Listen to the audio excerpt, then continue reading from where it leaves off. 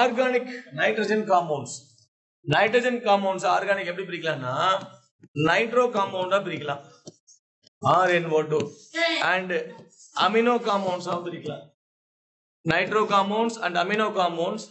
Then third one பாத்தீங்கன்னா cyano compounds. சயனைடுக்கு இன்னொரு பேர் வந்து நைட்ரில். சயனைடுக்கு இன்னொரு பேர் வந்து என்னதுமா நைட்ரில்ஸ். அதே மாதிரி ரொம்ப கமர்ஷியலான யூஸ் ஆகக்கூடிய ஒரு காம்பவுண்ட் இருக்கு. கமர்ஷியல் யூசேஜ் என்ன தெரியுங்களா? ஃபேக்டரியில இண்டஸ்ட்ரியில அதிகமா நம்ம யூஸ் பண்ணக்கூடியது பாத்தீங்கன்னா diazonium.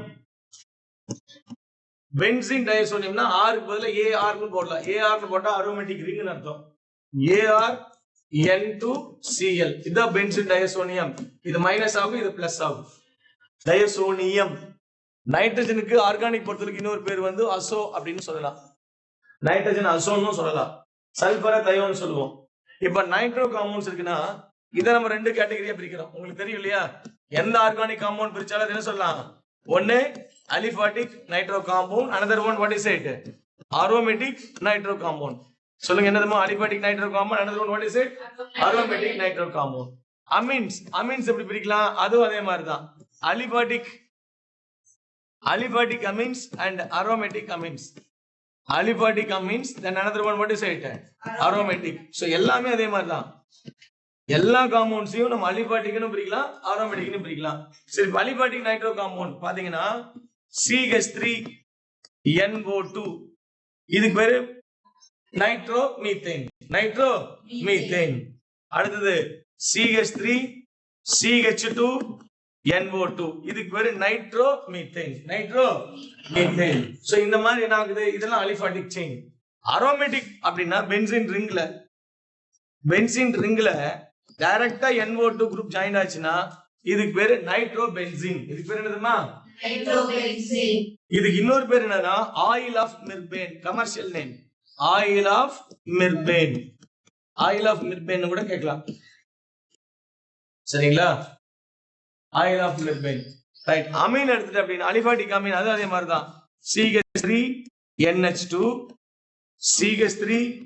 CH2NH2 then again C3H7NH2 அப்படின்னு பிரிக்கலாம் அமீன்ஸ். அரோமேட்டிக் அமீன்ஸ் அப்படின்னா பென்சீனோட சேர்த்து.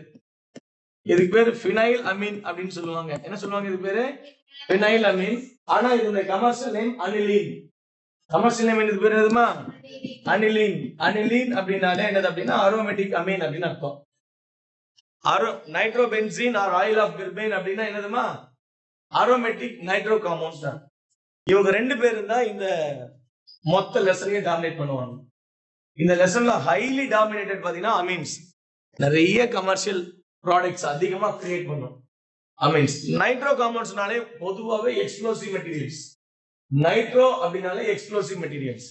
அப்ப இந்த நைட்ரோ காம்பவுண்ட்ஸ்ல உதாரணத்துக்கு பாருங்க, இப்ப அலிபாட்டிக் நைட்ரோ காம்பவுண்ட்ஸ் வச்சுங்களேன். Aliphatic nitro காம்பவுண்ட்னா CH3NO2. ரைட். இது ஒரு காம்பவுண்ட். எப்பவுமே ஒரு கான்செப்ட் இருக்கு இல்லையா? Same molecular formula different structural formula அப்படின்னு சொல்லுவோம். ஞாபகம் இருக்கா? That is called isomerism. Isomerism. இதுல செயின் ஐசோமெரிசம் இருக்கு. செயின் அதாவது ஒன்னு 1 நைட்ரோப்ரோபேன் அல்லது 1 நைட்ரோபியூட்டேன் 2 நைட்ரோபியூட்டேன். அது வந்து செயின் மாறும். இடம் மாறுச்சுன்னா பொசிஷன். செயின்னா பிரான்ச் செயின் வரும். புரியுதுங்களா? அந்த மாதிரி வந்தா செயின் ஐசோமெரிசம். இப்போ 1 நைட்ரோ 2 நைட்ரோட பொசிஷன் இடம் மாறும். அது பொசிஷன் ஐசோமெரிசம். மூணாவது ஃபங்க்ஷனல் ஐசோமெரிசம். ரொம்ப முக்கியமானது. என்ன ஐசோமெரிசம் அது?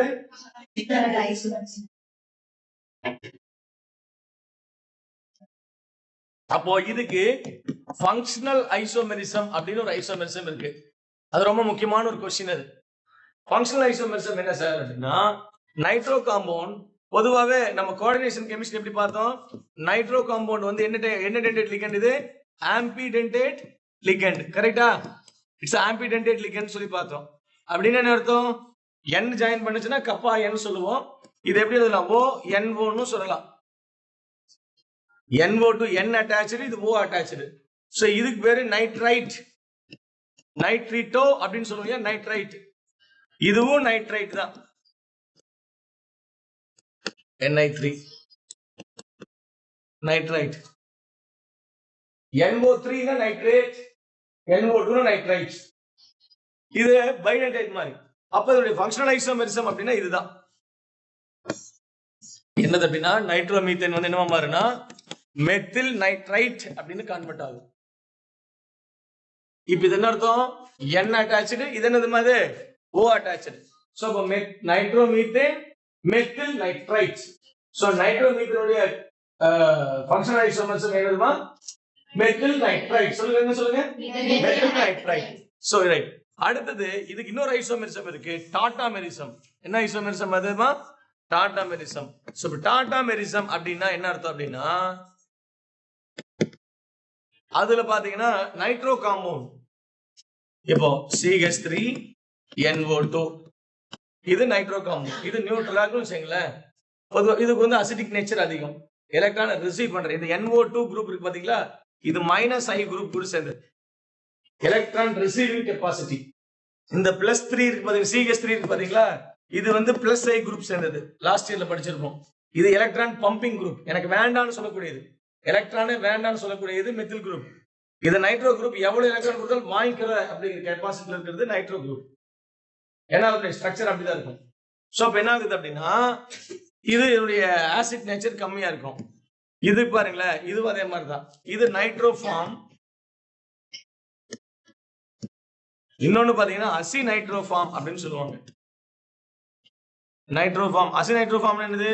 இந்த CH3 ல இருந்து ஒரு எலக்ட்ரான் இங்க பாருங்க, CH3 இது எப்படி எழுதலாம்? நானு CH2 single bond N double bond O இப்படி இருக்கும். ரெண்டு லோன் பேராஃபைல் 1 2 இல்ல லோன் பேராஃபைல் இருக்காது இல்ல. இப்போ இந்த CH3 ல என்ன இருக்கும்? இங்க ஹைட்ரஜன் தனியா இருக்குது, செப்பரேட்டா இருக்குது இந்த பாண்டிங்ல. இப்ப நான் இதை எப்படி பிரிக்கிறேன்னா, இந்த பாண்ட் இந்த எலக்ட்ரான் இங்க வருது, இதுக்கு என்ன அர்த்தம்? ஏரோ மார்க் என்ன அர்த்தம்? இந்த பாண்ட் எலக்ட்ரான்ஸ் யார் பக்கம் மூவ் ஆகுறாங்க? கார்பன் பக்கம் மூவ் ஆகுறாங்க. அப்ப இந்த ஹைட்ரஜன் என்னன்னா H+ கன்வெர்ட் ஆகுது இல்லையா? அப்போ கார்பன் என்ன பண்ணுது? அதே மாதிரி இங்க பாத்தீங்கன்னா 1 2 3 4 5 6 இது கோஆர்டினேஷன் காம்பவுண்ட், இது உள்ள வருது. அப்போ இந்த எலக்ட்ரான் கொண்டு வந்து இங்க ஜாயின் பண்ணும்போது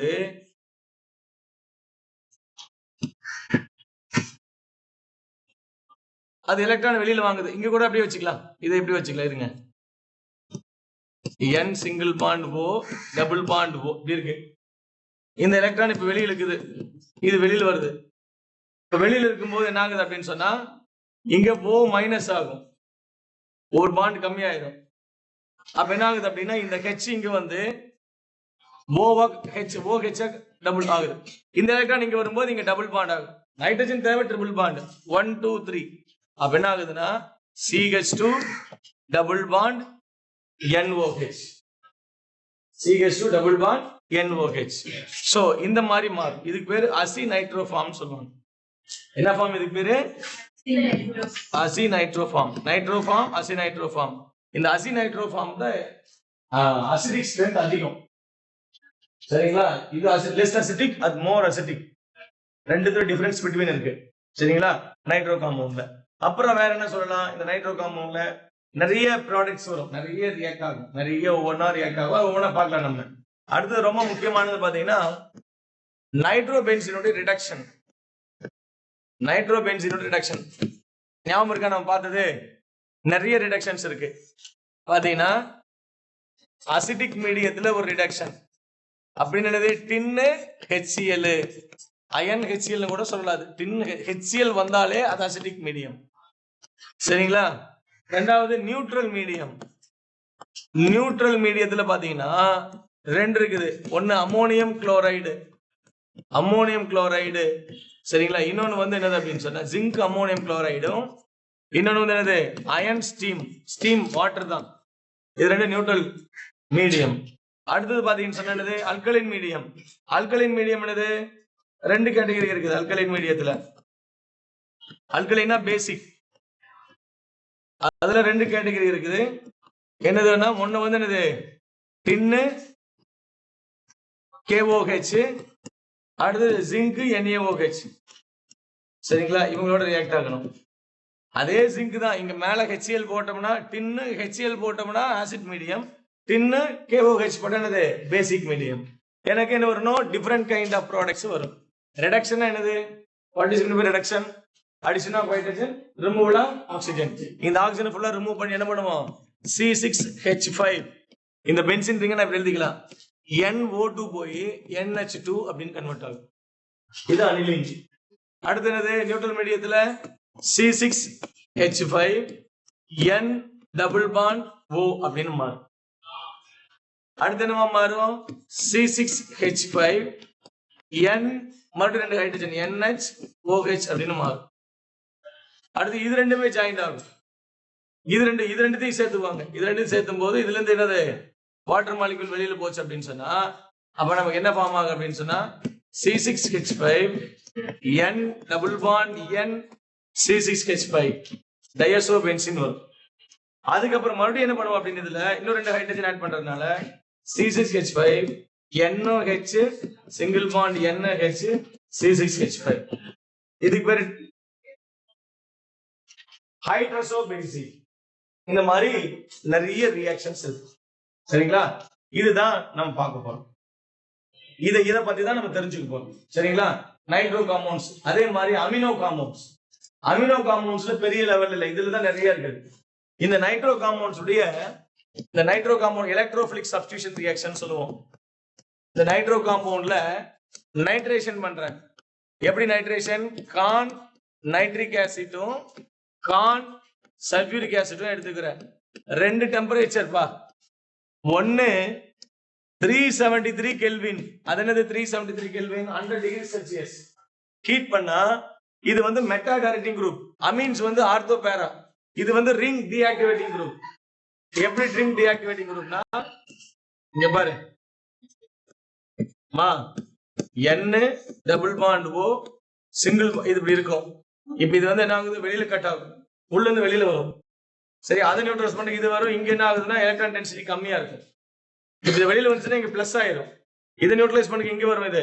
அப்ப இந்த இடம் என்ன ஆகுது அப்படின்னா எலக்ட்ரான் டென்சிட்டி கம்மியாகும் மெட்டா பொசிஷன்ல. அப்போ எங்க எலக்ட்ரோஃபைல் எங்க வந்து ஜாயின் ஆகுனா இந்த இடத்துல தான் வந்து ஜாயின் ஆகும். சரிங்களா? அப்போ என்ன ஆகுதுன்னா நல்லா கவனிங்க. இது வெளியில சுத்தி இப்படி டபுள் பாண்ட் ஃபார்ம் ஆகும். அப்ப இதெல்லாம் மெட்டா டைரக்டிங் குரூப். அதனால 373 கெல்வின்ல ஆல்ரெடி இது நைட்ரோபென்சீன். இதனுடைய மெட்டா பொசிஷன்ல தான் என்ன ஆகும்? ஒரு காம்பவுண்ட் ஃபார்ம் ஆகும். சரிங்களா? அதுதான் என்னது அப்படின்னு சொன்னா that is mean by 1,3 dinitrobenzene. 1,3 dinitrobenzene. அதுவே நமக்கு 423 கெல்வின்ல நம்ம ஹீட் பண்ணோம்னு வச்சுங்களேன். கொஞ்சம் டெம்பரேச்சர் அதிகப்படுத்தோம்னா நமக்கு பாரு எப்படி வரும்னு பாருங்க. இங்க ஒரு NO2 இருக்கா, அதே மாதிரி இங்க ஒரு NO2 வரும். சேம் வே ஃபார் இங்க ஒரு NO2 மெட்டா பொசிஷன்ல வரும். அப்ப என்ன அர்த்தம்? 1,3,5 ட்ரைநைட்ரோபென்சீன். சரிங்களா? DNB அப்படின்னு சொல்லுவோம், ட்ரைநைட்ரோபென்சீன். அதுலயே OH குரூப்பும் சேர்ந்துருன்னு சொன்னா அதுக்கு பேர் பிக்ரிக் ஆசிட். அது 2,4,6 ட்ரைநைட்ரோஃபீனால் வரும். சரிங்களா? ஆனா அதுவும் பிக்ரிக் ஆசிட்டும் வெடிக்கிறது தான். இந்த TNBங்கிறது இதுவும் வெடிக்கிறது தான். It's explosive. நைட்ரோ காம்பவுண்ட்ஸ்ல இதெல்லாம் இருக்கு. சரியா? நைட்ரோ காம்பவுண்ட்ஸ் பத்தி நம்ம பார்க்கலாம். அதே மாதிரி அமினோ காம்பவுண்ட்ஸ் அதே மாதிரி அது கொஞ்சம் ஈஸியா தான் இருக்கும்.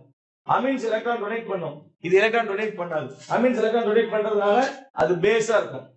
அது எந்த அமீன் அப்படின்னா அரோமேட்டிக் அமீன் வந்து பேசிக் கம்மியா இருக்கும். பாருங்களேன், இப்ப 2 அமீன் இருக்குன்னு வச்சுங்களேன். இது அனிலின் NH2 எலக்ட்ரான் டென்சிட்டி அதிகம். அலிபாட்டிக் அமீன் CH3NH2 இங்க 2 எலக்ட்ரான் இருக்குது. இதுக்கு எலக்ட்ரான் வேண்டாம், இது வந்து எலக்ட்ரான் பம்பிங் குரூப். எலக்ட்ரான் வேண்டாம்னு நைட்ரஜன் எடுத்தது. அப்ப என்ன பண்ணும்? இது எலக்ட்ரான ஆல்ரெடி இது கொடுக்கும், இது கொடுக்கறதுனால ஸ்பீடா கொடுக்கும். அப்ப மோர் பேசிக்கா இருக்கும், மோர் பேசிக் நேச்சர். அலிபாட்டிக் அமீன்ஸ் எல்லாமே மோர் பேசிக் நேச்சர். அரோமேட்டிக் அமீன்ஸ் பாத்தீங்கன்னா இந்த பென்சின் ரிங் ஒரு கெபாசிட்டி என்னன்னா எலக்ட்ரான் கொடுத்து பழக்கம் இல்லை. இந்த பென்சின் ரிங் பாத்தீங்கன்னா இது -I குரூப். சரிங்களா? எலக்ட்ரான் தான் பக்கம் வாங்குறது. அப்போ அமீன்ஸ் வந்து எலக்ட்ரான் உள்ள கொடுக்கும். அப்போ எலக்ட்ரான் வெளியில கொடுக்கறது கம்மியாகும், ரிங்குக்குள்ளேயே கொடுக்கும். அப்ப ரிங் ஆக்டிவேட்டிங் குரூப்னால இது ஆர்த்தோ பேரா டைரக்டிங் குரூப்ஸ். ஆல்கஹால் எப்படி ஆர்த்தோ பேரா ரெண்டுமே வருதோ அதே மாதிரி அமீன்ல எல்லாத்துலயுமே ஆர்த்தோ பேரா ரெண்டுமே வரும். நைட்ரோ காம்பவுண்ட்ல மெட்டா மட்டும்தான். சரிங்களா? இது மாதிரி ஐ மீன் ரெண்டுக்கும் நேச்சர் பாத்தீங்கன்னா எலக்ட்ரான் சீக்கிரமா கொடுக்காது. இது குயிக்கா கொடுக்கும், பட் ஸ்லோவா கொடுக்கும். அதனால ரொம்ப வீக் பேஸ். இது ஸ்ட்ராங்கா கொடுக்கும், அதனால இது ஸ்ட்ராங் பேஸ். அப்ப இதனுடைய கேபி வேல்யூ அதிகமா இருக்கும், பிகேபி வேல்யூ கம்மியா இருக்கும். இதுக்கு கேபி வேல்யூ கம்மியா இருக்கும், பிகேபி வேல்யூ அதிகமா இருக்கும். எதுக்கு கேபி வேல்யூ அதிகமா இருக்குதோ அது மோர் பேசிக்.